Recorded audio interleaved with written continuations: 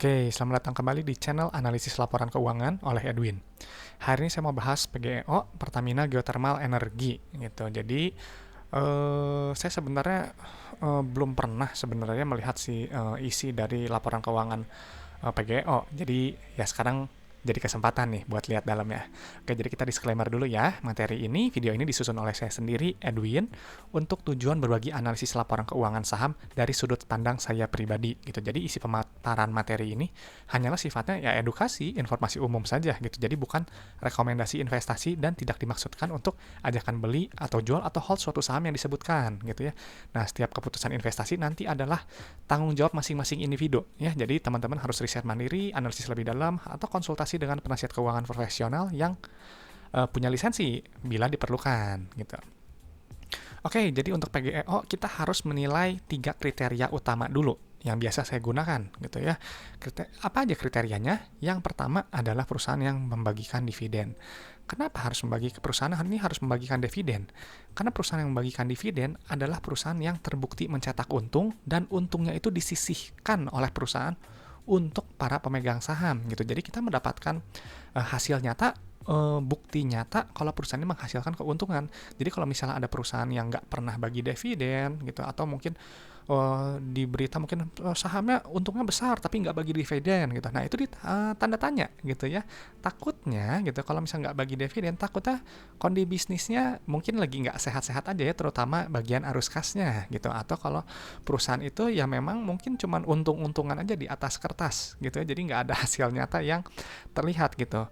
Makanya kenapa dividen ini penting sekali gitu ya buat saya, karena dividen ini adalah uang tunai yang masuk ke rekening kita gitu ya, ke rekening pemegang saham yang bisa digunakan, terserah digunakan untuk apa, tapi ya itulah bukti nyatanya gitu, perusahaan ini sudah matang gitu ya.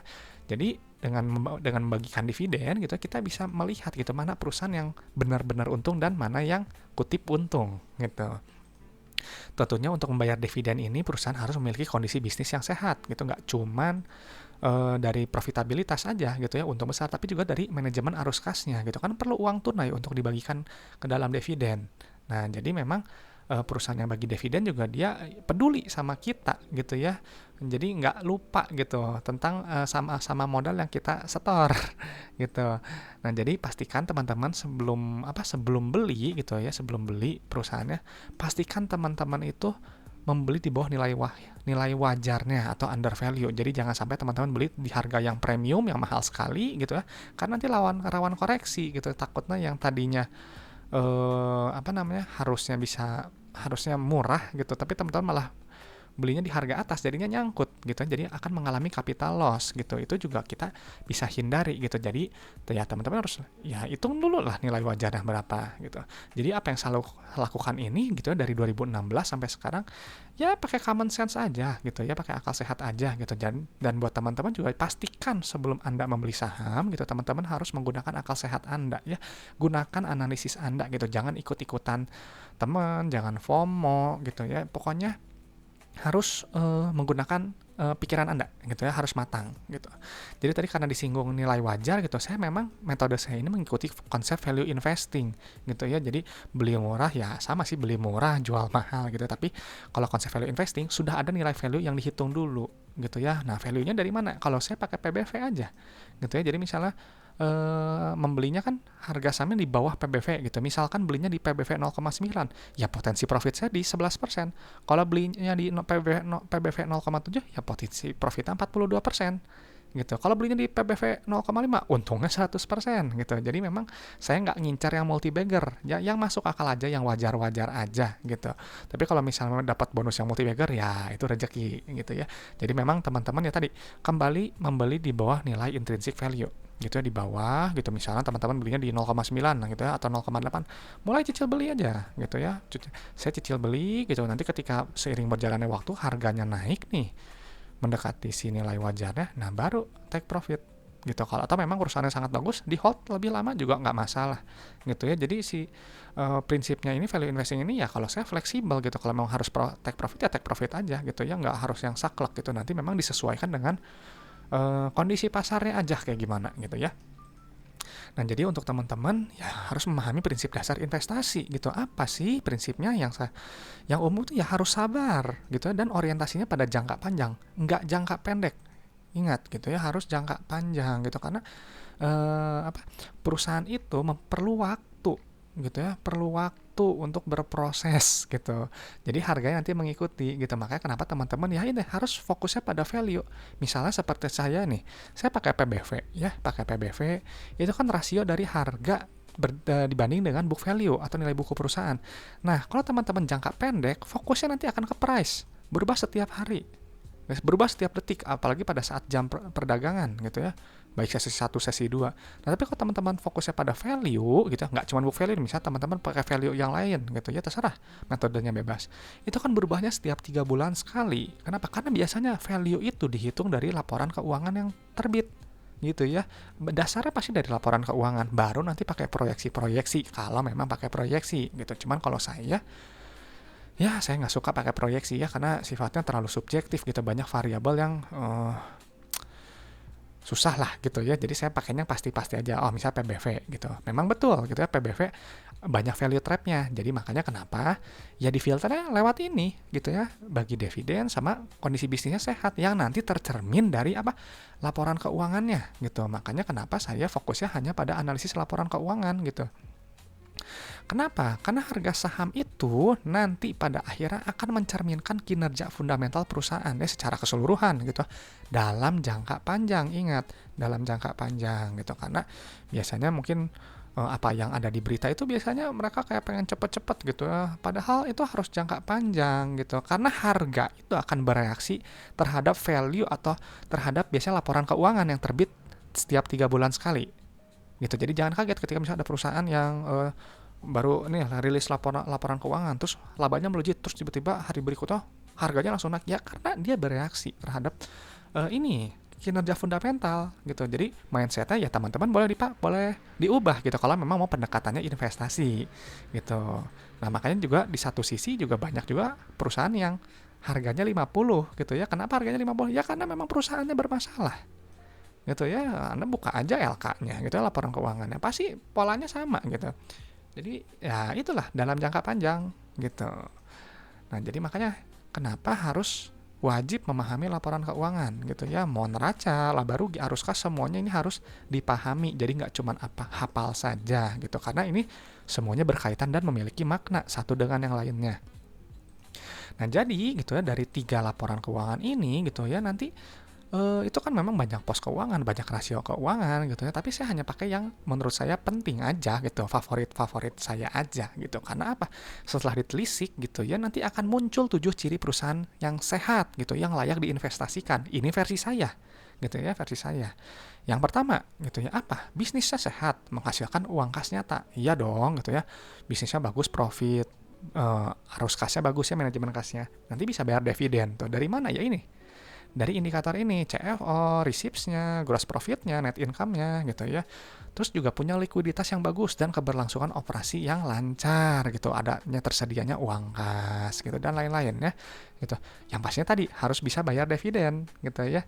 Nah, yang pastinya perusahaan itu ya nggak boleh terlalu bergantung sama utang lah gitu. Jadi harus mandiri secara finansial gitu. Pun kalau memang memiliki utang, ya utangnya terkontrol gitu ya. Kalau misalnya teman-teman tahu apa current ratio gitu kan nggak boleh terlalu besar ya untuk membayar utang jangka pendek yang di bawah 1 tahun, kurang lebih seperti itu. Semuanya logika gitu, yang saya lakukan ini semuanya logika kok gitu ya. Terus nanti harus ada pertumbuhan, ada ekspansi jangka panjang. Dari mana? Ya ini dari pendapatan, gross profit gitu. Dan ada ini apa, capex-nya gitu ya, capital expenditure atau belanja modal. Dan pastinya perusahaan juga harus menjaga kepercayaan investor dan kreditor, jelas dong ya, jelas. Nah, terus juga nanti perusahaan juga nanti harus berusaha ya meningkatkan valuasi dan valuasi sahamnya dan juga stabil sahamnya gitu ya. Pun kalau memang ternyata jangka pendek ada penurunan, ya kalau memang kinerjanya bagus kan tadi ya, harga saham nanti akan mengikuti kinerja fundamentalnya gitu ya, cerminannya lah gitu. Jadi nah, seperti sekarang nih PGEO mau saya cek nih. Jadi memang untuk saya cek ya nanti akan yang sebelum saya analisis ya pasti saya screening dulu ya. Perlu syarat apa aja screeningnya? Yang pertama dividend payment history gitu ya, harus ada gitu, minimal 3 tahun gitu ya, nggak boleh bolong. terus saldo labanya positif. Ini wajib nih ya, PBV-nya harus kurang dari 1 gitu. Lalu PR-nya di bawah 15 gitu ya, CFO-nya positif dan CFI CFF-nya negatif gitu ya. Nah, nanti saya sambil jelasin gitu yang biasa saya lakukan gitu ya nanti pas ketika memindahkan laporan keuangan. Nah, memang nanti saya akan pindahkan nih ke Excel saya gitu ya. Teman-teman ini bisa download. Linknya ada di deskripsi, passwordnya ALK Edwin, gratis gitu ya. Oke, jadi boleh teman-teman download gitu ya, download aja gitu, nanti kita isi bareng-bareng. Nah, sekarang kita masuk aja lah ke analisisnya dulu. Sebentar ya, saya minum dulu.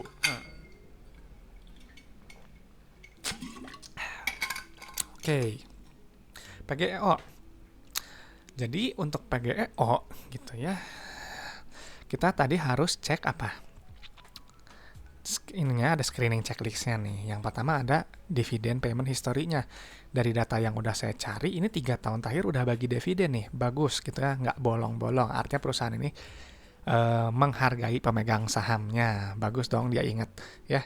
Nah, ini berarti dividen payment history-nya saya isi oke. Berarti lolos filter 1. Yang kedua gitu ya, sebelum Anda isi gitu ya si data-data Excel ini lihat dulu satuannya. Satuannya apa? Ribuan dolar AS ya, Amerika USD gitu ya. Ini ubah dulu nih, soalnya karena ini masih dalam units ini DR ya, masih satuan jutaan rupiah. Jadi ubah aja gitu ya, diubah aja gitu ya pakai kuartal 2. Nah, dikali 1000. Nah, oke, ini udah dikali 1000. Udah dalam ribuan dolar ya. Oke, nah sekarang yang harus dipindahkan adalah kas dan setara kas gitu ya. Kas setara kas ini penting karena ini adalah intisari gitu ya, hasil dari nanti laporan arus kas gitu ya. Nah, ini pindahin angkanya yang paling atas.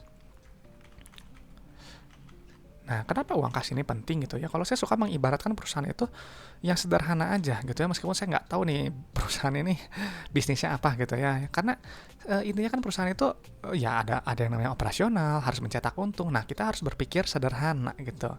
Nah, yang pasti gitu kalau kas setara kas itu ibarat uang di dalam dompet gitu ya, dompet perusahaan. Jadi uangnya harus cukup. Kenapa harus cukup? Ya tadi untuk bayar gaji, bayar karyawan, untuk ekspansi usaha, untuk bayar pinjaman ke bank harus cukup gitu ya. Jadi uangnya ini harus kita hitung gitu. Misalnya kayak sekarang nih ada kenaikan gitu ya, berarti kan bagus gitu ya, mempertebal uang di dompet.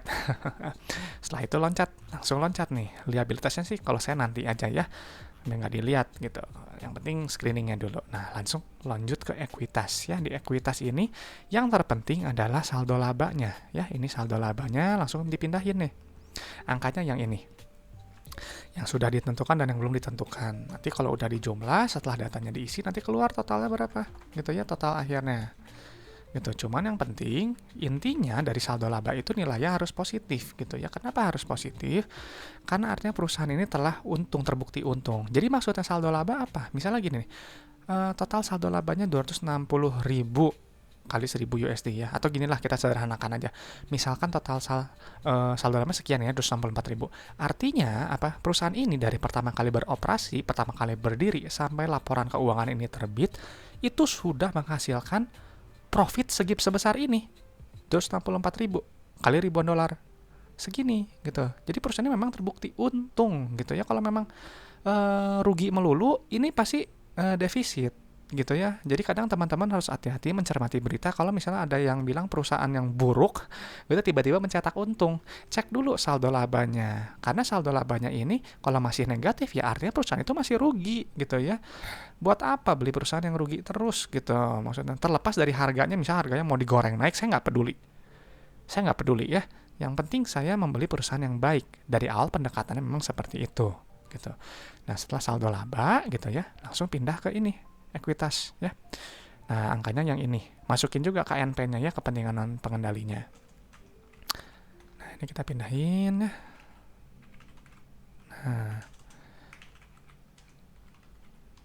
Nah, nanti keluar nih.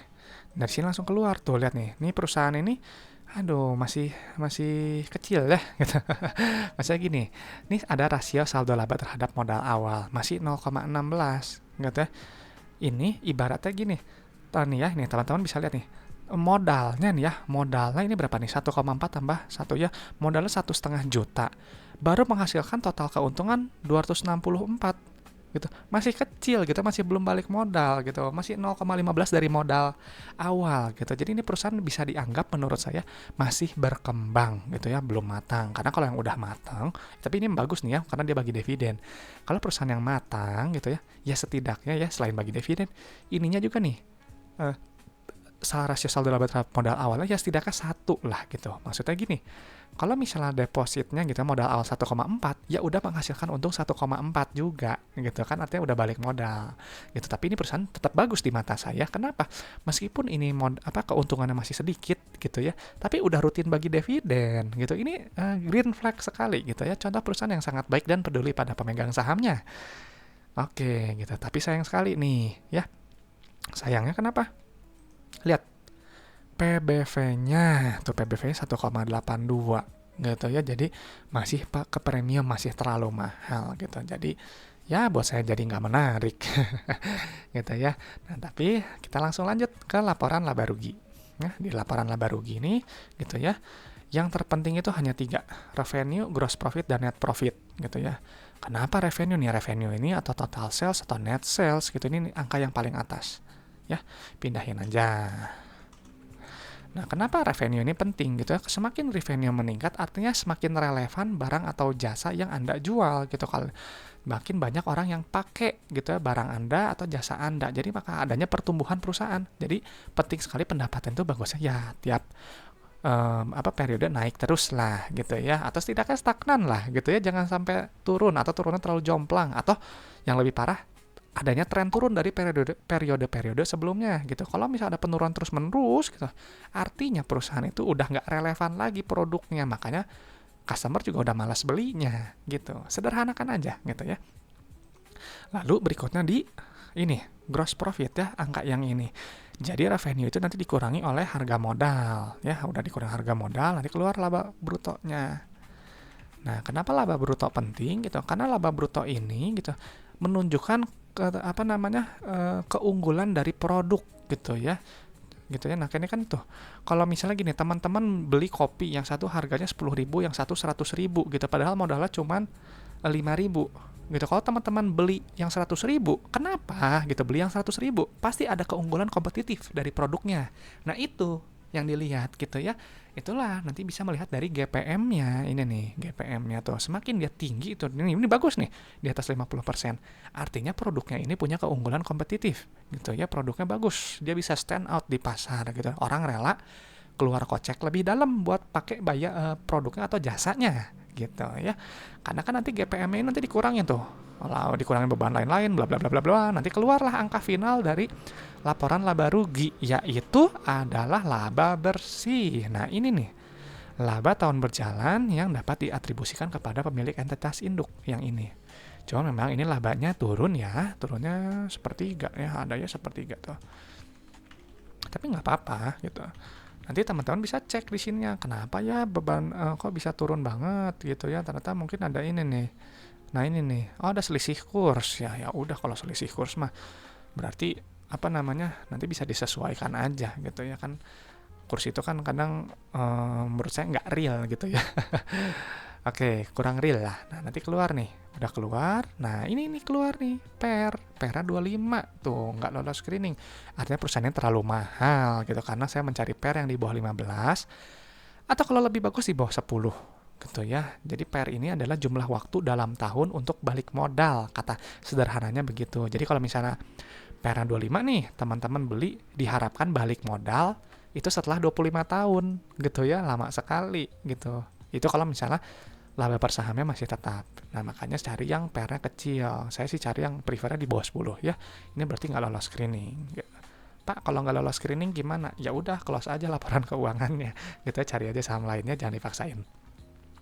Setelah itu langsung masuk ke arus kas. Nih, di arus kas ini pentingnya tadi kan ada kaitannya dengan kas dan setara kas ya. Dompet perusahaan. Nah, sebenarnya di arus kas ini kita harus validasi nih pendapatannya ya. Pendapatannya kan 204.000 nih. Nah, itu kan berbeda sama ya dengan kas gitu ya. Gini, kalau laporan laba rugi itu pakai pendekatan akrual. Jadi pendapatannya itu diakui dulu, ditulis dulu lah. Pokoknya untung.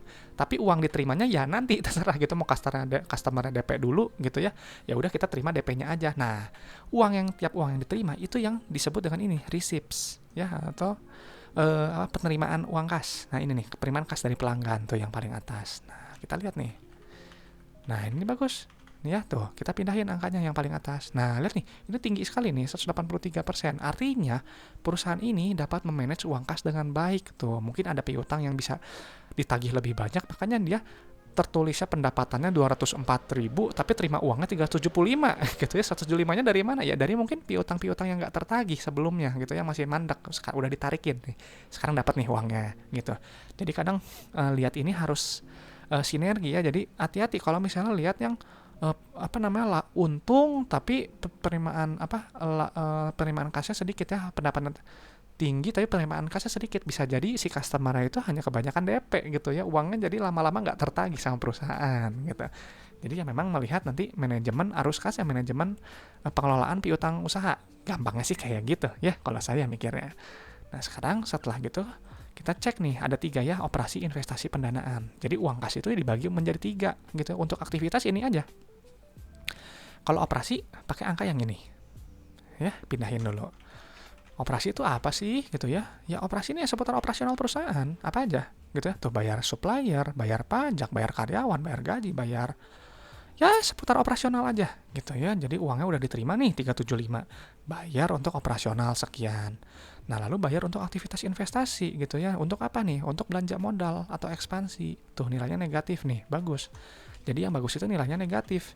Tapi kalau CFO tadi untuk operasional, nilainya ini harus positif gitu ya. Kalau negatif dia jelek gitu ya, artinya kesulitan uang kas gitu. Misalnya teman-teman punya usaha gitu ya, nggak ada uang kas, hasil gimana ya? Mungkin jual aset atau suntik modal atau pinjam ke bank kan, seperti itu. Jadi harus positif, ini wajib sekali positif gitu ya, tapi jangan terlalu mengglorifikasi ini positif yang lainnya enggak gitu ya. Tetap sinergi juga gitu ya. Jadi perusahaan juga harus untung gitu ya, laba rugi harus untung gitu ya, arus kas juga CFO-nya harus positif gitu, biar sinergi. Jangan pilih salah satu ya, sebaiknya sih jangan pilih salah satu gitu, kecuali kalau memang teman-teman udah yakin. Nah baru yang terakhir, ini aktivitas pendanaan. Ngapain pendanaan itu? Ya ini, bayar pinjaman atau mungkin ambil pinjaman. Kalau positif dia ambil pinjaman, tapi ini negatif. Artinya apa tuh? Lihat, dia bayar pinjaman jangka panjang gitu, bayar utang ke bank gitu. Singkatnya kalau aktivitas pendanaan, kalau dia negatif dia bayar utang ke bank aja. Kalau positif ya dia terima uang dari bank gitu, ambil pinjaman berbunga. Gitu sederhananya aja gitu ya, jangan yang susah-susah. Karena sebenarnya mengerti laporan keuangan ini sebenarnya nggak perlu pintar-pintar amat gitu ya, logikain aja kalau teman-teman punya bisnis sendiri kayak gitu. Dan ini yang biasa saya lakukan gitu ya dari zaman 2016 sampai sekarang gitu, saya sederhanakan aja. Nah ini nanti akan keluar pola-polanya, pola arus kasnya. Nah ini kan operasi plus ya, investasi min, pendanaan min, masih ada sisa uang kas gitu ya. Ceritanya gini ya, kalau kita bentuk jadi narasi cerita gini, teman-teman terima uang 375.000, udah bayar gaji bla bla bla, masih sisa 123.000. 123.000 ini dipakai untuk ekspansi, dipakai untuk bayar ke bank gitu, masih ada sisa 55.000. Nah bagus kan, 55.000-nya ini yang ditambahkan ke dompet perusahaan gitu ya, ke isi dompet gitu. Ini bagus sekali. Ini secara pola arus kas ini nilainya sempurna gitu ya. Plus min plus ada lebih gitu ya. Kalau nilainya negatif gimana? Ya artinya harus mengambil uang dari dompet gitu, keluar lebih. Gitu. Gampang kan? Gitu ya. Jadi gimana kesimpulannya PGEO? Untuk PGEO menurut saya gitu ya, ini dividennya bagus ya, meskipun perusahaan masih berkembang gitu ya. Masih berkembang ini, tapi udah rutin bagi dividen. Ini bagus sekali ya, green flag gitu. Saldo labanya juga positif, terbukti untung. Tapi memang untuk PBV-nya sama PR-nya masih kemahalan gitu, 1,82 sama 25,67. Jadi saya skip aja lah, saham ini masih kurang menarik gitu. Tapi untuk secara operasional gitu ya, kondisi bisnis ini bagus. Karena labanya kan untung nih ya, ada untung, dan juga manajemen kasnya juga sangat-sangat baik menurut saya gitu. Jadi operasional dan profitabilitasnya ini bagus gitu, cuman ya masih kemahalan. Itu mungkin pendapat saya ya untuk PGEO gitu. Oke, jadi analisis PGEO ya udah sampai sini gitu ya. menarik atau enggak itu kembali selera teman-teman ya gitu. Nanti analisis aja lebih mendalam gitu. Jadi teman-teman kalau untuk analisisnya sampai sini gitu ya. Semoga bermanfaat gitu ya. Jangan lupa subscribe kalau memang teman-teman suka gitu ya dengan analisis laporan keuangan saham seperti ini gitu. Jadi kalau memang teman-teman ada request saham gitu ya, yang mau dibahas laporan keuangannya, atau memang ada pertanyaan seputar investasi saham, boleh komen gitu ya, komen aja di video, nanti saya respon gitu ya. Jadi kalau nanti di video-video berikutnya ya kita bisa bahas gitu ya sesuai yang teman-teman request, atau kalau memang ada pertanyaan yang mau dibahas nanti kita bahas juga sekalian gitu. Oke teman-teman, jadi untuk PGEO sampai di sini gitu ya. Mudah-mudahan video ini bermanfaat ya. Oke, sampai ketemu di video-video berikutnya.